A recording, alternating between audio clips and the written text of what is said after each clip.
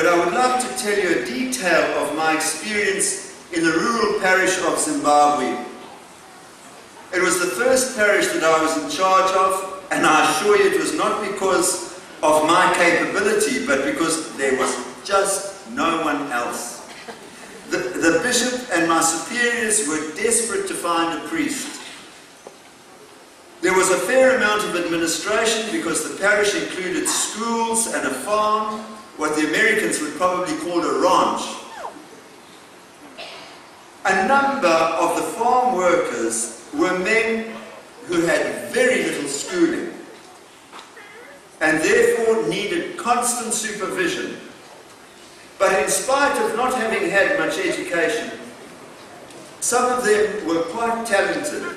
Anyway, that's beside the point. The point that I would like to make is, although I was sometimes frustrated because they did not understand what to do, even after being told, they would basically do what they were asked to do.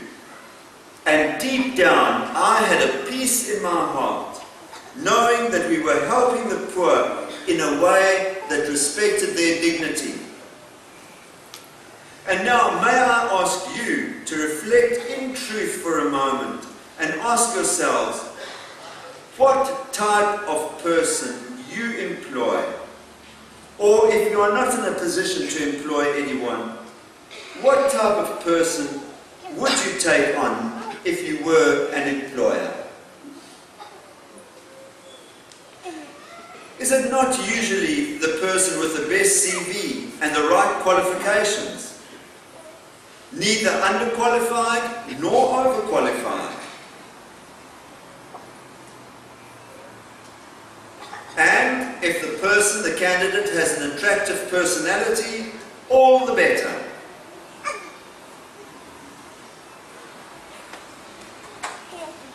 Who does God choose to do His work in the world? And the answer to that is in the second reading that we heard at Mass now. He chooses the equivalent of the uneducated farm worker. And Saint Bernadette is a truly fine example of that. At the time of the apparitions, she had not yet been to school, although she was 14 years old.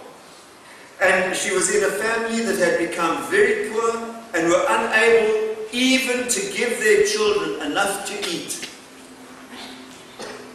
She was often interrogated by various officials after the apparitions, especially in the first couple of months after the first apparition.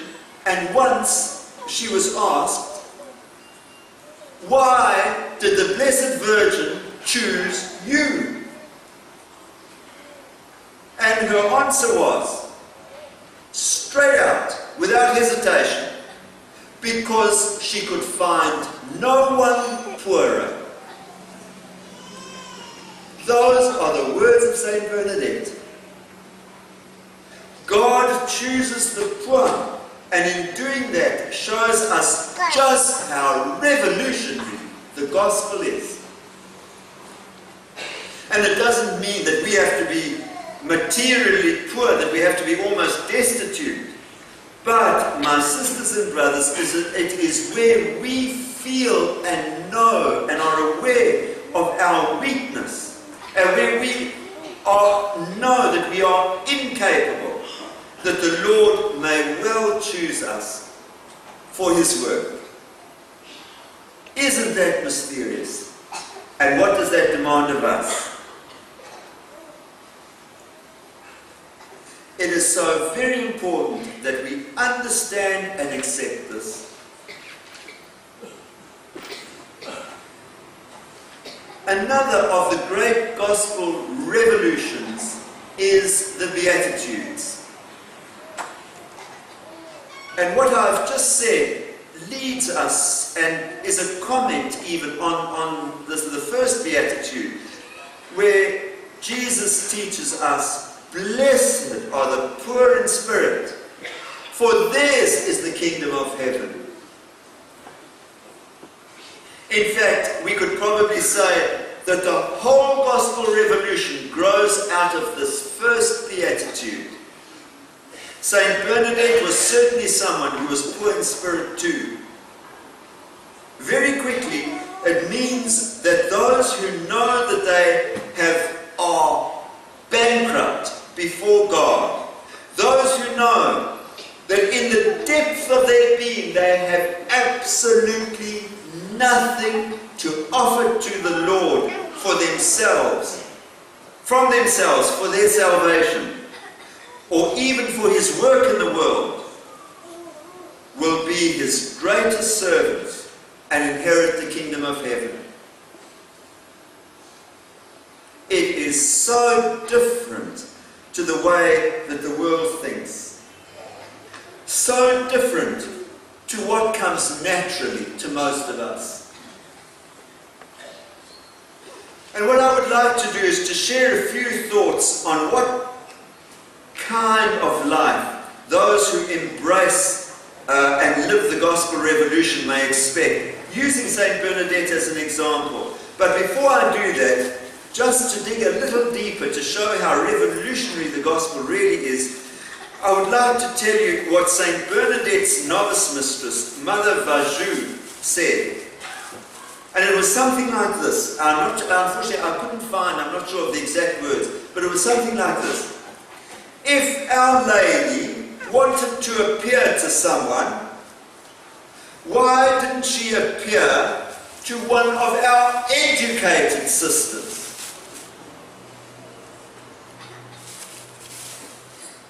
Those are her words. If our Blessed Mother wanted to appear, why didn't she appear to one of our educated sisters? This same superior also protested that she did not want Bernadette's cause for beatification to begin in her lifetime. In other words, she didn't want the process involved in Bernadette becoming recognized as a saint to begin while she was still alive, and she protested against that. Now, what is our reaction and what do we think of Mother Vajou? What do we think of the kind of person she was? And you see, the gospel revolution is that she was not a bad woman. She was not a bad sister, otherwise she would never have been made the novice mistress and been made a superior of the community. I mean, sometimes it can happen, but certainly she was not a bad person. But in spite of that, she could not recognize that Bernadette was the one who was specially chosen by the Lord.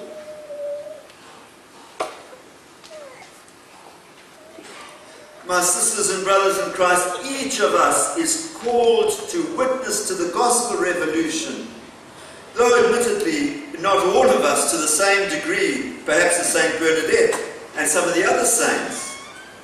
But if we do live the gospel revolution, we too can expect that even good people, who may have high positions in the church, or in society for that matter, who may be the equivalent of Saint Bernadette's Mother Superior, may not support us or understand us. And this does not mean that we become stubborn or strong-willed or judgmental, or that we do not listen to those who have legitimate authority over us, but rather that we do not become discouraged as we live the gospel and as we try to serve the Lord. We must never be discouraged. Or worse still, lose faith in what we believe is the right way to act in a particular situation. And the present Pope, Pope Francis, is a wonderful example of that. How he's turning things around. He is beginning in a new way. All of us who take the gospel seriously are going to be faced with misunderstanding and the wrong judgments of others, sometimes even from the members of our own family. But the example of Saint Bernadette can help us to persevere. Because in her religious life family, among the sisters of Nevers, she certainly had a very difficult time. You know, we are not the ones who initiate the witness that we give to the gospel. Our Blessed Mother did not choose to be the mother of the Messiah, but was unexpectedly chosen. Saint Bernadette did not choose to see our Blessed Mother, and she did not even know that it was her that she was seeing for about 6 weeks. She says that when she first saw the apparition, she rubbed her eyes and thought she was mistaken. We could say that circumstances came together and things just happened in life that usually are out of control. In 1995, I did a course in Ireland, and after that I went to Lourdes in France for a month to help. I remember thinking very clearly with sadness that I would never be able to work there full time. And yet, 8 years later, the impossible happened. And that is just cutting a long story short. And I'm still there. Yeah? I did not initiate that move in any way. Who is in control of our lives?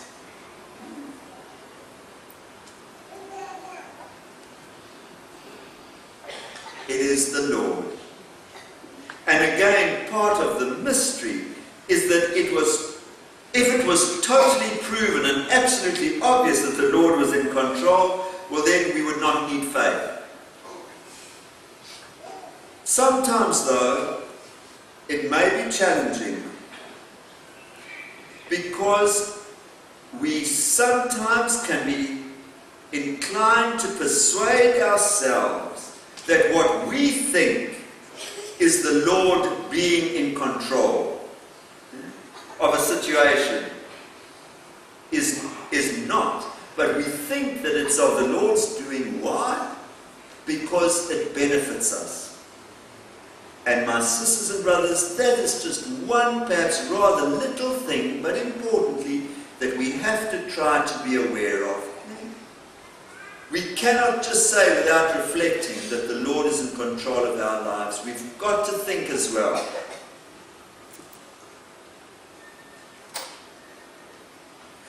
For example, when a spouse feels nothing any longer for his or her spouse and finds someone else who seems to be the model of true love, it may take a lot to believe that the two who were brought together in the sacrament of marriage are the ones that the Lord intended for each other.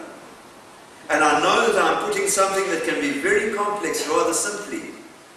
But once we have acted and made a decision in good faith, we have to believe that God's will is being fulfilled and then accept what life presents.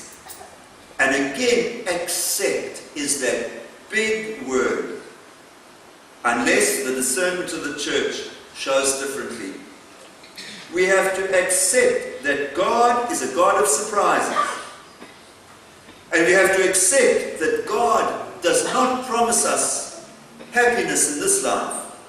And I hope I'm not harping too much on the morbid and on the negative. Honestly, I don't intend to do that, but I do have to be realistic to my own experience of trying to live the gospel.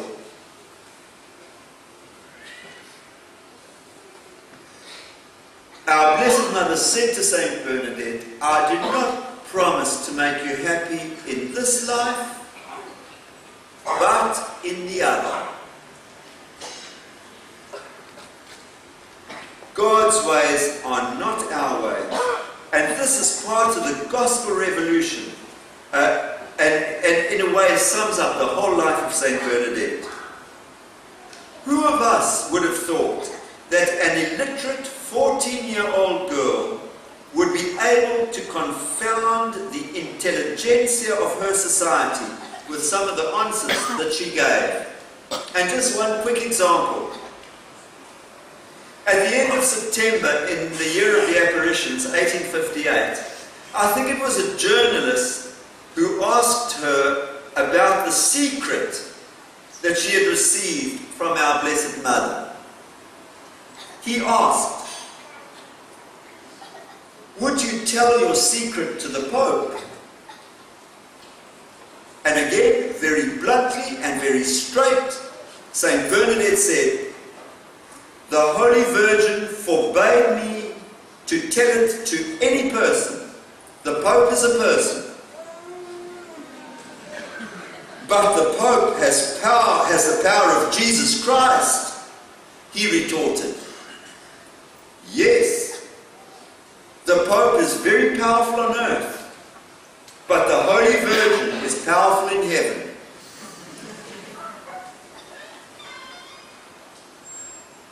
God used Bernadette and uses us in unexpected ways. We must simply remain faithful, wait, and be ready. What I've been trying to say, my brothers and sisters, is that the Lord is more in control of our lives than sometimes we think. And that, I think, is very important, because I know when I was brought up, as by my parents, God rest them, and they were wonderful Catholics, but they brought me up to know that it's what you do that is important. Doing. Living a life of faith is a matter of doing. And I know they are not wrong, but that is not the full story. Being comes before doing. And when we look at the life of our Blessed Mother, when we look at the life of Saint Bernadette, there we have the most wonderful examples of people who were Christians before they did anything. They were, in the depth of their being, they were men and women of faith before they did anything. And I find that is a consolation for me too, because how can I ever say I've done enough? So if I'm going to live still with peace, I have to believe that mysteriously the Lord is still working in my life when I don't even do all that I should. And Saint Bernadette could not do much in terms of outreach, for example. But anyway, so I hope that that can be a little consolation to us. We don't always have to be doing, and we don't have to be guilty when we are not always doing. But the challenge is to be a Christian, and that we cannot dispense with, and hopefully the doing will flow out of that. But anyway, on a more serious note, when Saint Bernadette was asked after making her first Holy Communion, what made you happier? First Communion or the apparitions? Her answer, again, was simple and direct. The two things go together, but they cannot be compared. I was very happy with both.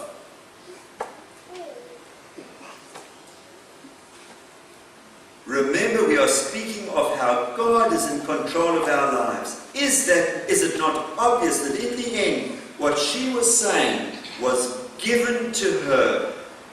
Yes, through her experience and through her intelligence. She was cooperating with the Lord, but to say those words, just like that, as soon as she's asked, was a gift of the Lord. The Lord is in control. The Lord is giving her those words. She had not chosen to be interrogated, but in responding to what life placed before her, she was witnessing to the Lord. He was working through her. And this brings me to share a thought with you on Saint Bernadette and the Eucharist. And let us begin by seeing what Saint Bernadette is really saying in that wonderful answer that she gave. As I understand it, she is saying that to receive Holy Communion is as great as having an apparition of our Blessed Mother. And while I believe there are people who do have visions of our Blessed Mother, they are not common, and those who have the visions with a message that have as great an impact on the life of the Church as Lourdes are very few. These visions are rare and extraordinary. And so what Bernadette is telling us is that the Eucharist should be treated as though it was rare and extraordinary. On Thursday I spoke of the Eucharist more in the context of the liturgy and of the body of Christ. And we as its members must remember that we are dealing with a mystery that can be looked at from different angles. Saint Bernadette gives us an example of a person who as an individual was personally devoted to the Lord in the Eucharist. For her, it united her in a very profound way to the Passion of our Lord. And when she was being ill-treated in Bartrays just a few months before the apparitions, she decided that she would return to Lourdes in spite of knowing that she would have to face poverty and hunger. And probably the main reason for her returning to Lourdes was so that she could be prepared for her first Holy Communion, in order to unite herself in her suffering, as young as she was, to the cross. And Saint Bernadette's whole life was a life of suffering. But she was far from being an unhappy or morbid person. Her union with Christ in the Eucharist gave meaning to her suffering and was her personal strength. 2 days before she died, she said, "I have been ground in the mill like a grain of wheat. I would never have thought that one must suffer so much to die."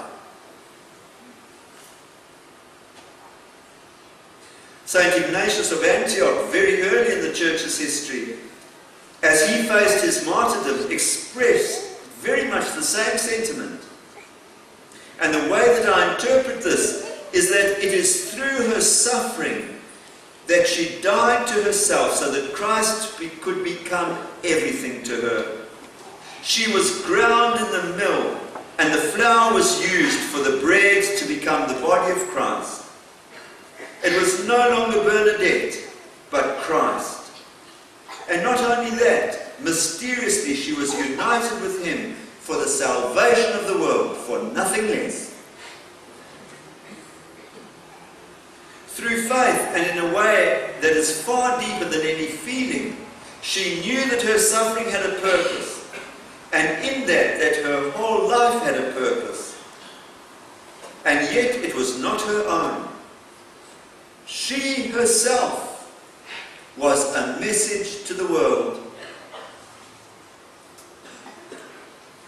You know, a person, one of the most pitiable of all people, my sisters and brothers, I believe, are people who have to suffer without meaning or without purpose. I think many of us who are with hope, with some faith, can take that so much for granted. But a person who suffers without any sense of meaning, of purpose, sinks and can drown. But the person who suffers, finding meaning in Christ's passion as she did, floats. And there is a very big difference between floating and sinking, isn't there? And I hope that none of us, when we are suffering, will ever approach the Eucharist at Mass or on our sickbed without consciously uniting ourselves with the passion of Christ, so that we can be strengthened. Strengthened in knowing that we are living in His life. If we live the gospel revolution, believing that it is in our weakness and even in our failure that we are doing His work, there is bound to be suffering, and it would be the greatest contradiction if we approach the sacrament of the Eucharist looking no further than our suffering, rebelling against the pain that the Lord has permitted in our lives. We have to do our best to come to terms with the pain, the disappointments in our lives before we receive Holy Communion, and believe that the Lord is working through us, that He is in control. Whatever we are going through has a purpose, it has a meaning. None of us asks for suffering. We would probably be mentally or spiritually ill if we did. But also, none of us can escape it. As far as I've already implied, the Lord knows what is good for us to keep us from getting too proud. He knows what to give us, so that we constantly feel our need for Him and deepen our sense of need for Him. And so we basically accept with childlike spirit what life presents. It's very interesting that Saint Bernadette did not speak much of the will of God, but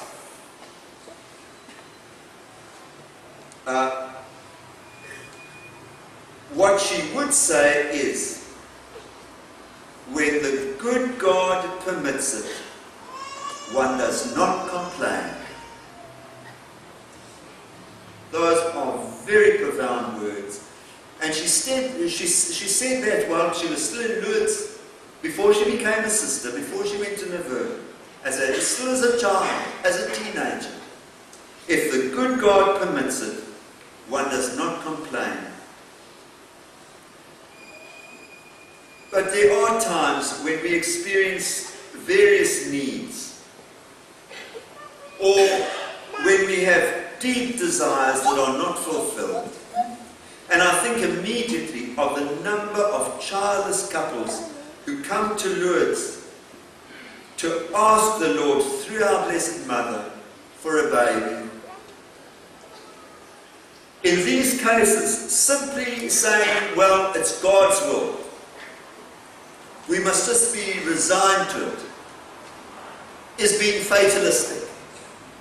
And fatalism, my sisters and brothers, is the greatest enemy of our faith.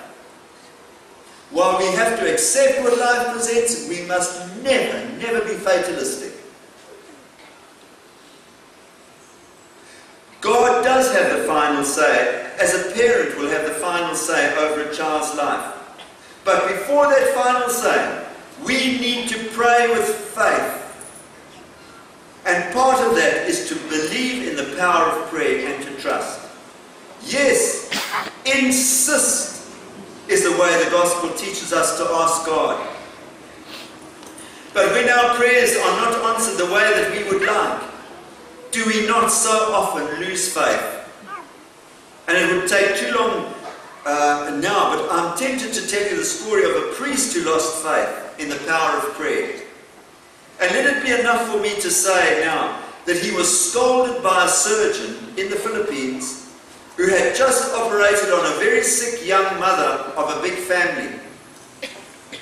And the priest asked, "What are her chances?" "All we can do is pray," responded the surgeon. Then the priest said, "What? Is that all that you can tell me?" And that is when the doctor scolded him and said, "You, a priest, and you do not believe in the power of prayer. What can give this woman the will to live?" That was the doctor. And the priest prayed, and the woman recovered. Go to the grotto with the will to insist that she receive the name of who the vision was that day. So she asked, and the answer was a smile. She repeated her question a second time, and a third time. But there was only a smile as an answer. On this day, Bernadette would not leave her alone. The fourth time, Bernadette asked the question, "Who are you?" And she received the answer, "I am the Immaculate Conception." My brothers and sisters in Christ, let us be like Bernadette and not give up. We believe in a good, loving God, and He will give us what we ask, unless it is harmful to us. And sometimes I say to people in Lourdes, and you see, this is part of the message of Lourdes, and part of the life of Saint Bernadette, her perseverance, her asking, her persistence in prayer. And sometimes I do say to people, go to the grotto, and I'm not saying, you can't go, you can go to this grotto. It's a beautiful grotto you have in the parish. Go there. And if necessary, ask our Blessed Mother, and as I say, if necessary, pull on her skirt. Yes, don't take no for an answer. Not at first. No, we have to insist. That's the gospel spirit. I'll end with that. We have all been chosen through our baptism, and just as Bernadette was chosen in her poverty, so are we. That is the gospel revolution. When we know and experience our poverty, we can be more docile to God, and like Saint Bernadette, our lives too will truly be worthwhile and meaningful as He fulfills His plan for the church